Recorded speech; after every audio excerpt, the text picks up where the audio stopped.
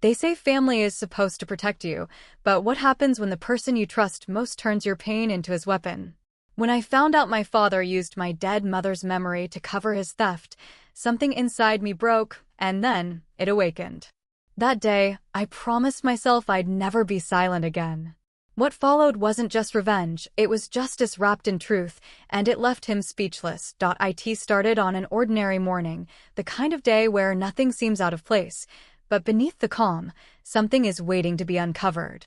I remember walking into my father's study, a place I was rarely allowed to enter. The smell of old books and expensive perfume still lingered, my mother's favorite scent. For a second, I felt comforted, like she was still there. But then I noticed the open drawer, the scattered papers, the half-hidden envelopes. Something felt wrong. I shouldn't have looked, but curiosity, or maybe instinct, pushed me to. What I found changed everything I believed about my father, about family, about love. It was a set of documents, bank transfers, hidden accounts, and property papers with my mother's forged signature. At first, my brain refused to accept it. My mother was gone, and here was proof that my father had used her name to move money that wasn't his.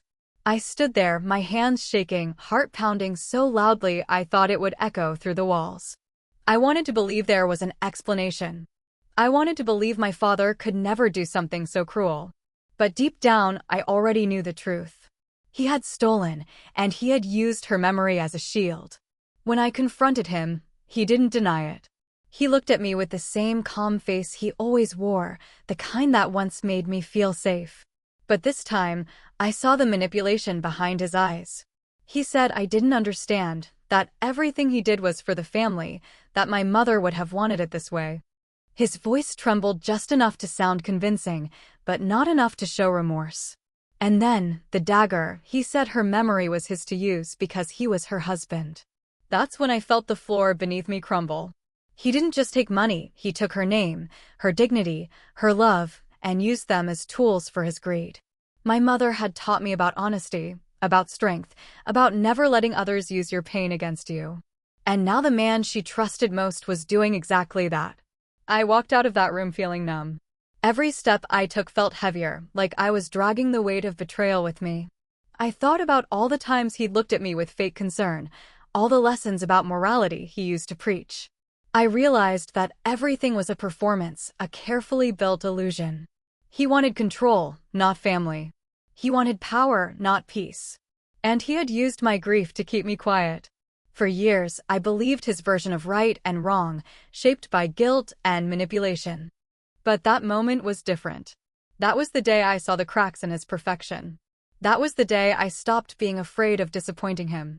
I spent nights replaying every memory with him, looking for signs I had missed. The way he had always shut down conversations about my mother's death. The way he guarded his office. The way he called her memory his strength, when it was actually his excuse. I realized that people don't show their true faces until they're caught, and when he saw that I knew, his mask slipped. Beneath the surface, he was a stranger to me, a man who had no limits, even when it came to exploiting the dead. It wasn't just about the money anymore. It was about respect. It was about justice for the woman who had loved him without conditions. I couldn't bring her back, but I could protect what she stood for. That night, as I sat in my mother's old room, I looked at her photograph. Her eyes still held that quiet kindness, that strength that once held our family together. I realized she would never have stayed silent. And neither would I. I made a promise to myself that I would uncover everything, piece by piece, no matter how much it hurt. The truth deserved light, and my father needed to see what it felt like when the lies he built began to crumble. I wasn't just his daughter anymore. I had become the voice he thought he had silenced. The discovery wasn't just about theft, it was about awakening, about finding courage through betrayal, and realizing that even blood can turn into chains if you let it. He knew exactly where to strike, and he chose the one wound he knew would never heal: my mother's memory. Whenever I questioned his choices, his late nights, or the way money seemed to disappear without explanation, he didn't shout or scold me. He simply whispered her name. "Your mother would have trusted me," he would say, his voice trembling just enough to sound tender. Those words were a weapon disguised as love. Each time he said them, guilt wrapped around my throat like a chain.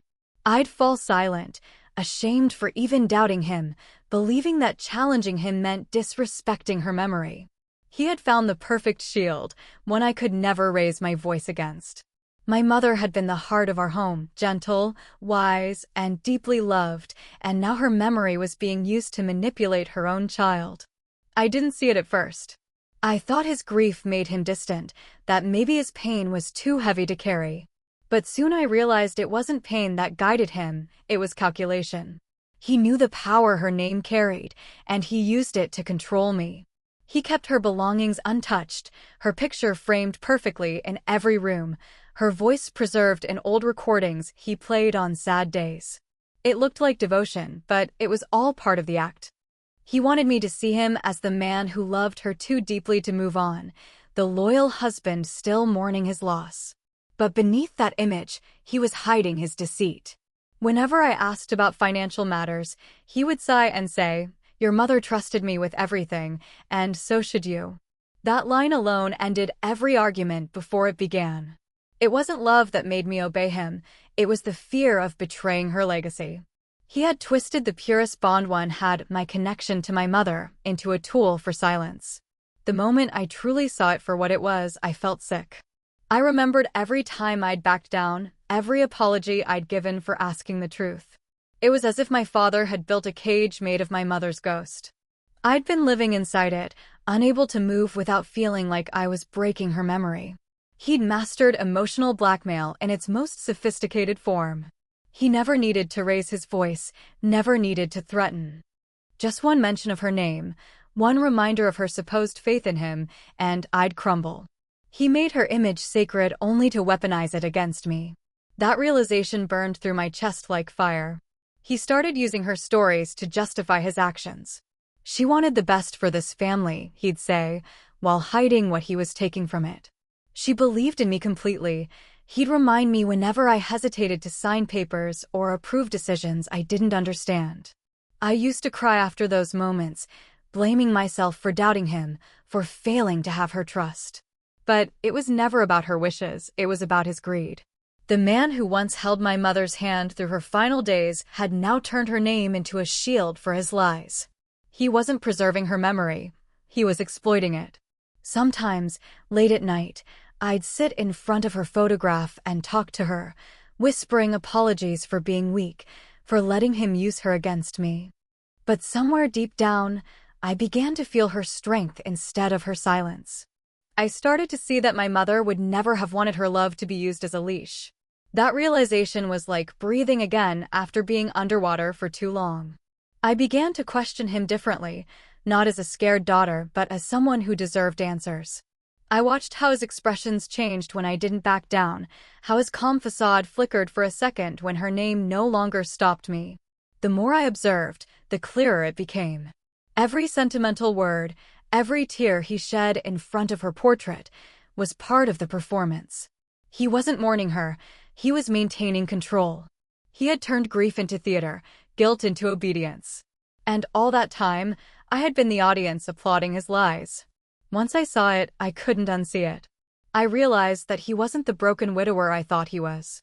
He was a master manipulator, one who used my mother's love to blind me from his truth. And with every fake story he told about her, I began to collect my own, the truth she deserved, the justice he never thought I'd seek. The moment the truth sank in, the emotions came like a flood that refused to stop. I didn't know which one hit harder, the betrayal, the anger, or the disbelief. It was like the walls around me collapsed and all the air had been sucked out of the room. My father wasn't just a liar. He was someone who had used my love, my grief, and my loyalty against me. I had spent years trusting him, thinking he was the only piece of family I had left after my mother was gone. But now that trust felt poisonous, something that burned the moment I touched it. I couldn't even look at him without feeling my stomach twist. Every time he spoke, his voice, once so comforting, sounded hollow, rehearsed, artificial. The more I thought about it, the more I felt like my entire childhood had been rewritten. Every memory now looked different under the light of truth.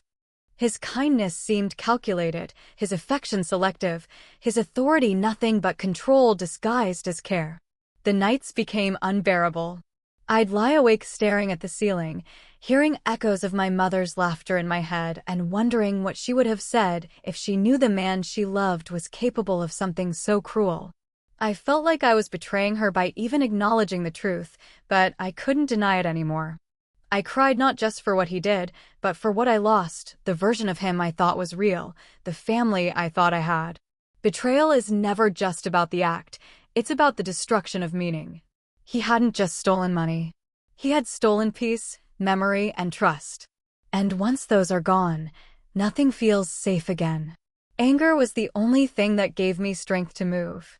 It was a different kind of fire, not loud, not wild, but deep and steady. It burned quietly inside me, feeding on every lie he had told. I started to see patterns I'd ignored before. The way he avoided certain questions. The way he always redirected conversations back to guilt and loyalty. It was manipulation, and I had been a part of it for far too long. I wanted to scream at him, to throw every truth in his face, but I couldn't. Not yet. I needed control. I needed clarity.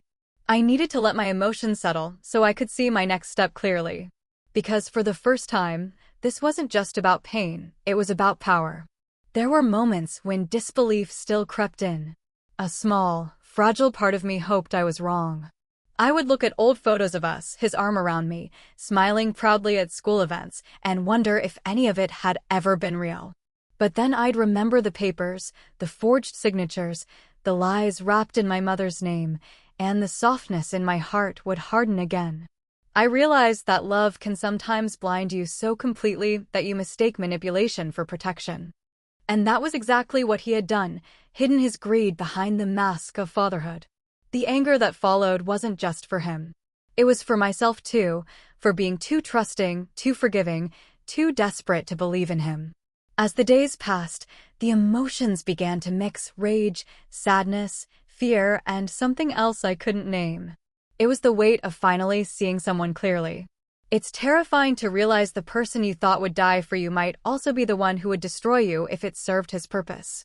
Every word he said now sounded like an insult to my intelligence, every glance like a challenge. He acted like nothing had changed, but everything inside me had. I spoke less, observed more, and stored every detail in silence. He thought I was broken. He thought his guilt trap still held me in place. But beneath the tears, something stronger was forming. I was done being the victim in his story. I learned to stay quiet, not out of fear, but out of calculation. Silence became my armor, and observation became my weapon. I realized that people who thrive on manipulation hate stillness. It makes them uneasy, because it means they can't read what's coming next. My father had always relied on my emotional reactions to control the narrative. The moment I stopped giving him that, I took back something he didn't even realize he'd lost: his power over me. I started paying attention to details I used to overlook. The way he'd lower his voice when speaking on the phone. The hesitation in his tone when certain names came up. The stack of documents he'd shuffle nervously whenever I walked in. He thought I was too broken to notice, too naive to connect the pieces. But behind my quiet eyes, I was collecting proof, one moment at a time. I stopped questioning him directly. Instead, I started to agree with everything he said, nodding at his excuses, playing the role of the obedient daughter. That performance gave me freedom to move unnoticed. When he believed I had forgiven him, he became careless. He left things out in the open: letters, receipts, transaction slips, each one a fragment of the bigger picture. I began to keep notes, writing down dates, amounts, and the names of people I didn't recognize. I even recorded conversations, pretending to clean the room while my phone captured every lie he spoke so smoothly. It wasn't just curiosity anymore, it was evidence. Sometimes I'd catch him looking at me, as if trying to figure out what I was thinking. I'd smile back, pretending to be the same person I was before. Inside, my heart would race, but I wouldn't let it show. I was living in the same house as my enemy, playing a dangerous game where one wrong move could expose everything. The nights felt longer, heavier. I'd lie awake thinking about the risks. If he found out what I was doing, I didn't know what he would do. But the fear didn't stop me. It sharpened me. I realized I could use his arrogance against him, the same arrogance that made him believe I was weak. He saw me as emotional, easily swayed, predictable. He had no idea that every moment of silence was a step closer to his downfall. The more I watched, the more I understood the patterns of his deceit. He had allies, people who benefited from his corruption, people who respected him only because they didn't know the truth. I started to notice how he'd boast subtly about his influence, how he'd manipulate others with the same tactics he used on me. Every conversation with him became a lesson in control, a chance to understand how his mind worked. I began to see the man behind the mask, the one my mother must have glimpsed before she died but never had the strength to expose. I was no longer the grieving daughter. I was the observer preparing for justice. There were moments when my resolve wavered. Watching him laugh at the dinner table, acting like the devoted father, made part of me ache with confusion. I still remembered the warmth in his voice when I was little, the way he'd hold my hand during storms and promise that everything would be okay. But that version of him no longer existed. What sat across from me now was someone who had traded love for greed. And once I accepted that, it became easier to detach. Every smile I gave him was a mask. Every nod was strategy. Every question I asked was bait. He thought I was healing, but I was planning. In that silence, I learned patience. Revenge isn't about rage, it's about timing. It's about waiting long enough for the truth to become undeniable, for the lies to trip over themselves. I watched as he began to trust me again, lowering his guard little by little. He started to confide in me, boasting about deals he thought I didn't understand. He wanted admiration, and I gave it to him like a mirror reflecting his ego. Inside, I was memorizing every word. Each confession, each slip of arrogance, was fuel for what would come next. I began to see how justice could be built, not in a single act, but in quiet, deliberate steps. Every time I walked past my mother's portrait, I felt her presence beside me, calm, patient, unyielding. She had taught me grace, but life had now taught me precision. I wasn't going to fight him with screams or tears. I was going to destroy him with truth. And truth, I learned, grows best in silence. I had rehearsed that moment 1,000 times in my head, not with shouts or dramatics, but with the cold, steady clarity of someone who knows what she holds in her hand. The confrontation had to be precise, timed so that his arrogance would be at its peak and his defenses at their thinnest. I invited him to the study under the pretense of going through old family papers, the only thing I knew would draw him out. He arrived with the same composed smile he wore for guests, the smile that had cloaked so many lies. I could see him relax when he thought I was still the obedient daughter. That relaxation was the crack I needed. I started softly, asking him to help me understand a few transactions I had found. I let my voice wobble just enough to sound uncertain, to remind him of the old guilt routine that always worked. He leaned in, ready to soothe, ready to blame my confusion on grief and shock. Then, with the gentleness of someone offering a keepsake, I placed the first piece of evidence on the table, a bank statement with his handwriting, the dates, the names, the amounts. He glanced at it, then looked up as if expecting me to apologize and accept his explanation. He didn't get it. I watched the small shift in his face, the almost imperceptible twitch that happens when a liar realizes the script has changed. I didn't raise my voice. That would have fed him. Instead, I spoke with measured calm, the kind of voice that makes people listen because they can't help but wonder where such control is coming from. I laid out what I had found, the forged signatures, the transfers into accounts he claimed didn't exist, the receipts from places he swore he never visited. With each item I revealed, his composure thinned. He tried to grab the narrative, to say it was an administrative error or a desperate measure taken for the family. He used the same phrases he'd used on me for years, but now those phrases sounded hollow, rehearsed for an audience that no longer believed. When he reached for the old tactic, invoking her name, I stopped him with a look. Not anger. A slow, deliberate stillness that told him I had not come to be moved by theatrics. I produced recordings I had made, snippets of conversations where his voice betrayed him with hesitations and confessions he'd thought he had hidden. I showed messages from people he'd used to funnel money, emails where he promised secrecy in the same breath he promised prosperity.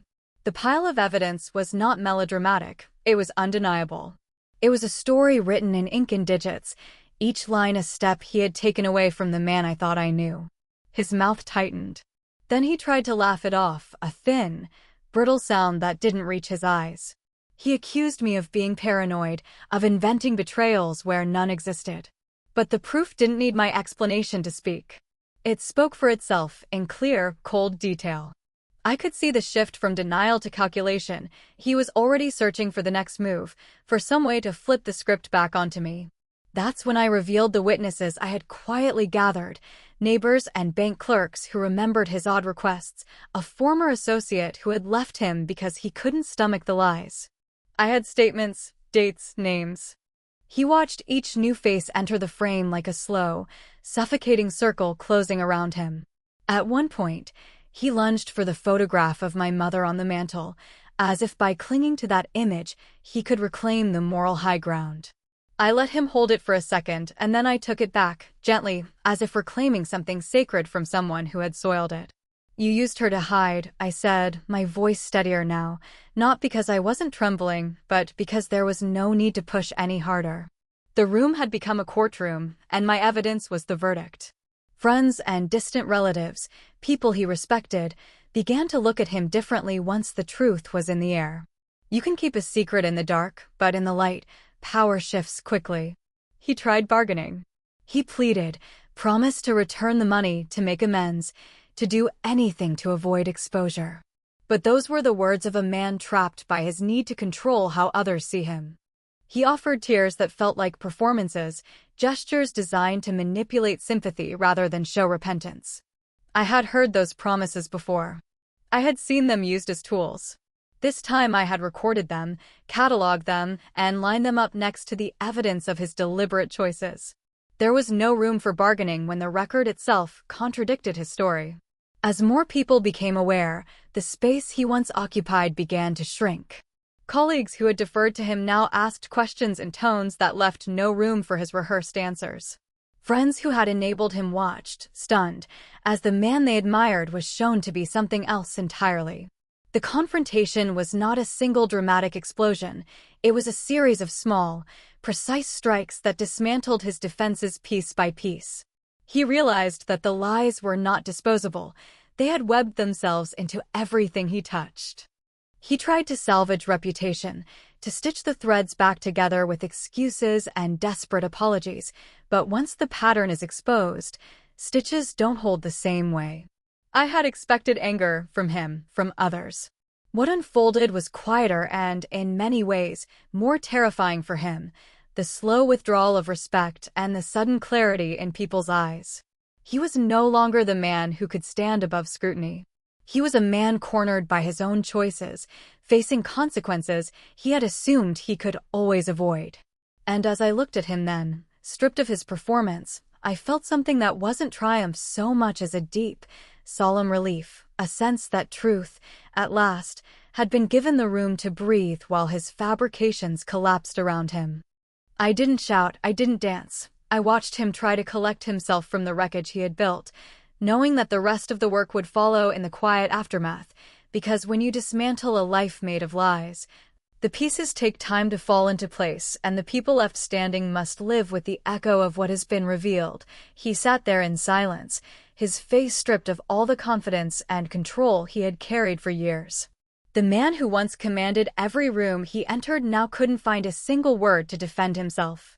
The truth had finally cornered him, and it wasn't loud or dramatic. It was quiet, heavy, undeniable. I could see it in his eyes, the way they darted around the room, looking for something, anything, to hold on to. But there was nothing left. Every lie had been dismantled, every manipulation laid bare. His authority, his image, his pride, all of it hung in the air like shattered glass. For years, he had built his power on the belief that I would never stand against him, that I was too emotional, too loyal, too weak to fight back. And now, my calm silence was the thing that destroyed him. He tried to speak, but his voice faltered. The usual smooth tone was gone. replaced by the trembling of a man who suddenly understood that his reign was over. I didn't need to shout or explain anything anymore. The evidence had already spoken for me. The silence between us was heavier than any argument we had ever had. He opened his mouth again, this time to say my mother's name, as if invoking her could undo everything. But the moment he said it, I saw his lips quiver. Even he could feel how hollow it sounded now. He had used her name as a shield for so long that it no longer carried the sanctity it once did. I had taken it back, not through vengeance, but through truth. He had no weapons left, not even the memory he had corrupted. His hands trembled as he tried to gather the scattered papers on the table, the proof of his deception. He fumbled with them as if rearranging them could somehow rewrite reality. I just stood there, watching him unravel. The man who once lectured me about integrity, about loyalty, now sat exposed in the ruins of his own hypocrisy. I thought I would feel hatred, but what I felt was something colder: detachment. The love I once had for him had burned out, replaced by an emptiness that neither apology nor regret could fill. He looked smaller than I remembered, not physically, but in presence.